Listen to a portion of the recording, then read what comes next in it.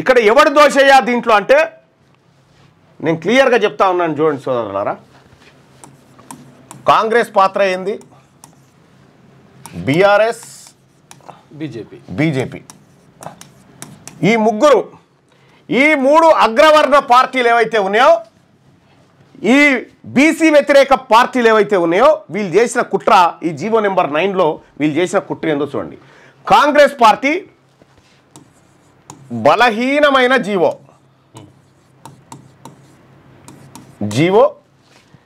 తర్వాత కులగణన రిపోర్టు,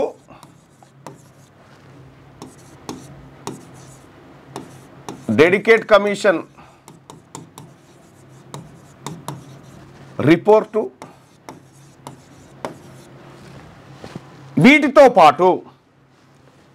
వీటితో పాటు పార్లమెంటరీ సిస్టంలో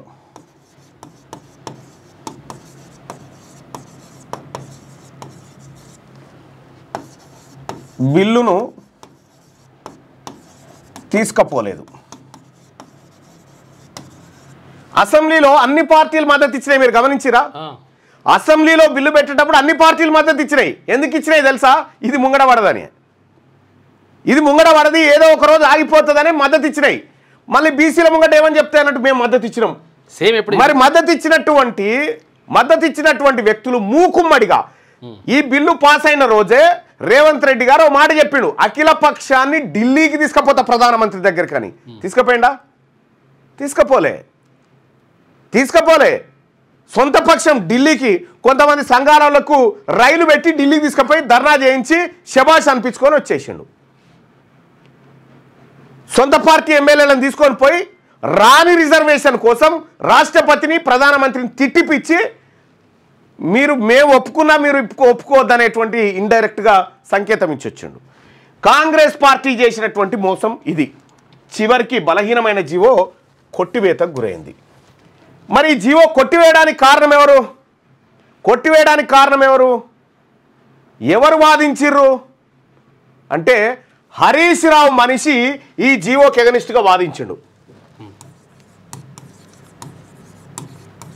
హరీష్ రావు ఉన్నాడు.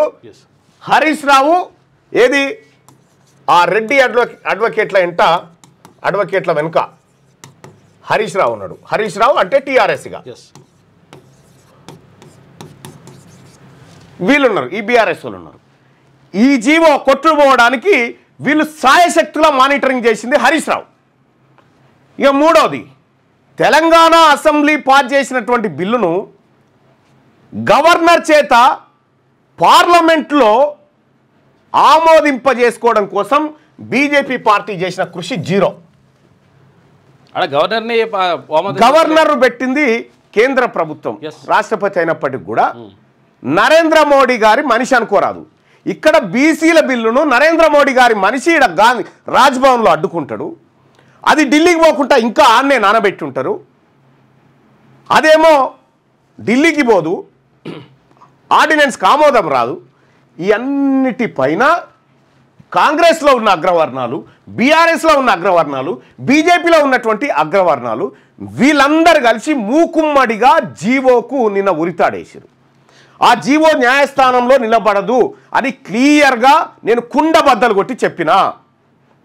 ఒక అడుగు ముందుకే చెప్పిన, నిజంగా అది నిలబడేది ఉంటే నేను రాజీనామా కూడా చేస్తా అని చెప్పిన. అయితే విషయం ఏంటంటే అసలు గతంలో కూడా ఇది జరిగింది, ఇటువంటిది జరిగింది. సేమ్ గతాన్ని నేను వివరిస్తాను. ఒకటే మాటలా అంటే అసలు యాక్చువల్గా ఏ విషయం కాదు. ప్రత్యేక తెలంగాణ రాష్ట్ర ఉద్యమం జరుగుతున్నప్పుడు తెలుగుదేశం పార్టీ మేము ప్రత్యేక తెలంగాణకు రాష్ట్రానికి అనుకూలంగా ఒక లెటర్ ఇచ్చింది. చంద్రబాబు నాయుడు లెటర్ ఇచ్చాను. చంద్రబాబు నాయుడు లెటర్ ఇచ్చిండు. అప్పుడు ఏమనుకున్నట్టు ఎట్టి పరిస్థితుల్లో ప్రత్యేక తెలంగాణ వచ్చేది ఉందా పీకే ఉందా అని అనుకుని లెటర్ ఇచ్చిండు. లెటర్ ఇచ్చేసి మేమంతా కూడా ప్రత్యేక తెలంగాణకు అనుకూలం, మేము ఎవరం కూడా వ్యతిరేకంగా అని లెటర్ ఇచ్చారు. సేమ్ వీళ్ళు కూడా ఇప్పుడు ఏం చేసిరంటే మేము బీసీలకు ఎవరు వ్యతిరేకంగా అని చెప్పేసి వ్యతిరేకం కాదని ఓపెన్ స్టేట్మెంట్ ఇస్తారు. వెనకాల ఇందులో ఉన్న రెడ్లంతా ఒకటేరు. తెలంగాణ వస్తుంది ఇక గ్యారంటీ అనుకున్నప్పుడు చంద్రబాబు నాయుడు మీరు బీసీ ప్రజలారా, ఈ దొంగలు, ఈ అగ్రవర్ణ దొంగలు ఎవరైతే మన రిజర్వేషన్లు అడ్డుకున్నారో వీడు ఊర్ల పొంటి మన ఆడకట్టుకొచ్చి మన ఓటు అడిగితే చెప్పు తీసుకొని కొట్టుర్రి. మన బిడ్డల కూడెత్తుకపోయి మన కడుపు మీద కాలు పెట్టి మన భవిష్యత్తును ఉరితాడేసినటువంటి ఈ దొంగలను ఊర్ల పొంటొస్తే తరిమి కొట్టండి. ఎమ్మెల్యే ఎంపీలే కాదు, కనీసం ఈ వార్డు మెంబర్లు సర్పంచులు కూడా వార్డు మెంబర్లు అయితే వెంటనే జీర్ణించుకోలేకపోతా ఉన్నారు. వార్డు మెంబర్లు సర్పంచులు ఎంపీటీసీలు అయితేమంటేనే లే మీకు ఇచ్చే పరిస్థితే లేదని చెప్పి కోర్టులకు పోయినారు. వీళ్ళు ఓర్చుకోరు, మనకేం పెట్టరు. క్లియర్గా అర్థమైంది. ఈ 3 పార్టీలు 8 మంది ఎంపీలు ఉన్నారు. బీజేపీ ఎంపీలు 8 మంది ఎంపీలలో ఒక్క ఎంపీ అన్న ఈ బిల్లు ఈ బీసీల కోసం పాస్ చేసినటువంటి బిల్లును మేము ప్రధానమంత్రి దగ్గర తీసుకపోతాం మాట్లాడతామని ఒక స్టేట్మెంట్ ఉన్నదా? ఒక్క నాయకుడన్నా భారతీయ జనతా పార్టీ నుంచి? భారతీయ జనతా పార్టీకి బాధ్యత లేదా? సగం మంది ఎంపీలు చేయాల్సిన కార్యక్రమం ఏముండే అంటే ఏం జరిగితే వచ్చేది ఇది అంటే ఈయన కులగణన బరాబర్గా చేసి పబ్లిక్ డొమైన్లో పెట్టాలి. కులాల వారి డెడికేట్ కమిషన్ రిపోర్ట్ పర్ఫెక్ట్గా చేయాలి. ఎంపారికల్ డేటా తయారు చేయాలి. చట్టసభల ఆమోదం తీసుకోవాలి. చట్టసభల ఆమోదం తీసుకొని పోయి మొత్తం తెలంగాణ రాష్ట్రంలో ఉన్నటువంటి అఖిల పక్షాన్ని ఢిల్లీకి తీసుకొని పోయి ప్రధానమంత్రి గారి దగ్గర కూర్చొని ఇక్కడ పరిస్థితులు వివరించి పార్లమెంటు ద్వారా 9th షెడ్యూల్లో పెట్టడం ద్వారా వస్తుంది. ఇక రెండోది నేను కొత్త ఉపాయం కూడా చెప్పిన రేవంత్ రెడ్డి గారికి. ఏమని? అయ్యా నువ్వు 4 కోట్ల మందిని కంట్రోల్ చేస్తున్నాను చెప్తా ఉన్నావు కదా, 2 రెడ్లను నీ రెడ్డి జాగృతులని పిటిషన్లు వాపస్ తీసుకోమను. ఇక్కడ ఎన్నికలు జరుగుతాయని చెప్పిన, పిటిషన్ వాపస్ తీసుకోమని చెప్పిన. అసలు కోర్టుల దగ్గరికి పోకపోతే కోర్టులు పట్టించుకోవు, కోర్టుల దగ్గరికి పోకపోతే కోర్టులే పట్టించుకోవు. కానీ కోర్టుల దగ్గరికి తోలింది ఎవరు? రేవంత్ రెడ్డి తోలిండు, హరీష్ రావు మనుషులు వాదించిర్రు, బీజేపీ ఖతం చేసింది. ఈ ముగ్గురు కలిసి చేసినటువంటి మోసం ఇది. కానీ గుర్తుపెట్టుకోరి, నా బీసీల ఉసురు ఖచ్చితంగా మీకు రాజకీయంగా తగులుతుంది. ఆ రోజు త్వరలోనే వస్తుంది. అందుకోసమే ఇలా బీసీలంతా గ్రామీణ ప్రాంతంలో సలసల కడుపు మండుతా ఉన్నారు. అందుకోసమే తెలంగాణ రాజ్యాధికార పార్టీ ఇవాళ రాష్ట్ర బంద్కు పిలుపునిచ్చింది. ఈ దొంగల దిష్టి బొమ్మలు నలగబెట్టమని చెప్పింది. ఇలా ఎక్కడికక్కడ ప్రజలారా స్వచ్ఛందంగా బంద్ పాటించండి. విద్యా సంస్థలకు, కోర్టులకు, అన్ని ప్రభుత్వ కార్యాలయాలకు కూడా చెప్తా ఉన్నాం, మీరు స్వచ్ఛందంగా బంద్ పాటించండి. ఇది మా ఆత్మగౌరవం. దీనికి మరో ఉగ్ర రూపం దాల్చేటువంటి ఉద్యమం రాబోతా ఉంది. ఆ ఉగ్ర రూపమైనటువంటి ఉద్యమంలో వీళ్ళంతా బూడిదిగాక మానదు. వీళ్ళ రాజకీయ భవిష్యత్ అంతా బూడిదే. మేము మీద అడిగినాం రాబాయ్, మీదేమన్నా సొమ్ము తింటామని అడిగినామా? మీ ఇళ్ళకి ఏమైనా తెచ్చిపెట్టమన్నామా? మేము 62% మంది ఉన్నాము. మాకు కనీసం 42% అన్నా మా కడుపు నిండా బెటరా బాబు.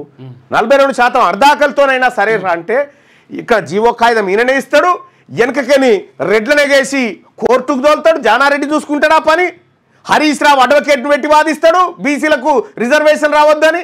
బీజేపీ వాళ్ళు ఏమో చూసుకుంటే సప్పట్లు కొడతారు.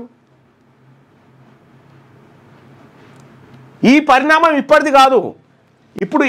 ఇప్పుడు కాంగ్రెస్లో రేవంత్ రెడ్డి, బీఆర్ఎస్లో ఇంకో రెడ్డి, బీజేపీలో ఇంకో రెడ్డి, వీళ్ళందరూ ఉండి ఇప్పటి పరిణామం కాదు.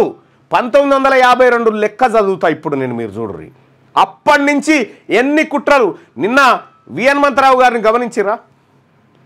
ఎంత నిజాయితీగా ఈ వర్గాల కోసం ఆయన మాట్లాడిన మాటలు చూసిరా?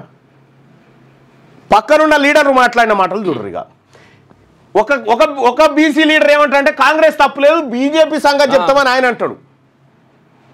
ఆర్ కృష్ణయ్య గారు నిన్న మాట్లాడిండు, ఉద్యమం చేస్తాం అది చేస్తాం. నువ్వు బీజేపీ ఎంపీ కదా, భారతీయ జనతా పార్టీ ఎంపీ కదా, నీ ప్రభుత్వం చేయాల్సిన కార్యక్రమం పెండింగ్లో ఉంది కదా, నువ్వు ఎందుకు చెప్పలేదు ఈ మాట? ఈయన తిడతాడు మళ్ళా. ఈయన తిట్ట, ఆయన తిట్ట. జరిగింది ఇది. తీన్మార్ మల్లన్న ఏదైతే చెప్పిండో ఇదే. నేను హైకోర్టు దగ్గర కూడా మాట్లాడి చెప్పినా, మీరు చూడండి మీడియా సమావేశంలో. ఏది విచారణ జరుగుతుండగానే ఇంకా తీర్పు కూడా ఇవ్వలే. రేపో ఎల్లుండో రేవంత్ రెడ్డి ప్రెస్ మీట్ పెట్టి పార్టీ పరంగా 42% టికెట్లు ఇస్తామని రేపో ఎల్లుండో చెప్పబోతుండో మీరు చూడరు అని చెప్పిన. ఆయన చెప్పకుండా నిన్న సీఆర్ గారితో చెప్పించాడు. కథం మనోళ్ళతోటే. నిజంగా రెడ్లకు చిత్తశుద్ధి ఉంటే ఒక్క రెడ్డి మంత్రి ఎందుకు రాలేదా? హైకోర్టు కాడికి ఒక్క రెడ్డి మంత్రి వచ్చి బీసీలకు రిజర్వేషన్ దక్కాలని హైకోర్టులో ఎందుకు కూర్చోలేదా? ఒక్క రెడ్డి మంత్రి లేడు ఎందుకు? ఆడ ఓట్లో దయగా బీసీలై బీసీల ఓట్లొద్దా అంటే బీసీలకు మేము న్యాయం చేసినట్టు కనిపిస్తే రెడ్లలో బదనామవుతామని ఆగిపోయినారు మీరు. మీ వ్యాపారం అభివృద్ధి కావాలని కోరుకుంటున్నారా? అయితే వెంటనే క్యూనస్ని సంప్రదించండి. Schools, colleges, banks, shops, office promotions, land promotions, political promotions, restaurant promotions, hospital promotions, పుట్టినరోజు వేడుకలు, శుభకార్యాలు, వ్యాపారాలు ఏవైనా, సందర్భం ఏదైనా ఇప్పుడే క్యూనస్ ద్వారా తెలియజేయండి. మీ వ్యాపారాన్ని అభివృద్ధి చేసుకోండి.